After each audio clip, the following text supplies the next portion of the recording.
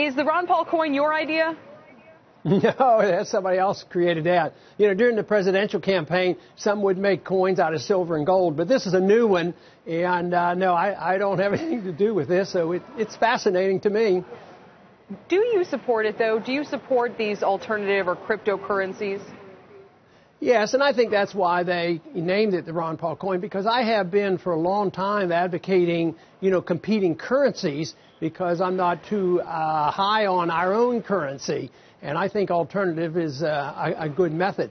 You know, we're supposed to have a government that's supposed to protect our privacy, and yet we have to have private sources learning how to overcome the invasion of our privacy. Same thing in money. The government's supposed to give us honest money and prevent counterfeiting and penalize any government official that would counterfeit or anybody else. But here today, the government is the counterfeiter. They create $75, $85 billion a month out of the clear blue, and now this is a private alternative to the abuse of government, and I don't understand all the computer technology of the bitcoins and the other alternatives. Well, as long as there's no fraud involved, I'm all in favor of competition.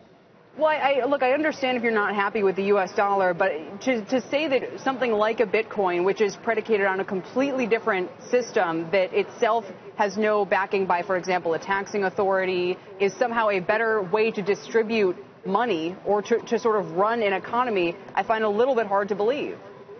Well, I'm not buying Bitcoin or any of the coins because I think your concerns are justified. But then again, see, my qualifier was nobody can commit fraud. You know, I could issue certificates like the government used to, certificates, and say they were backed by gold, and then they had no gold.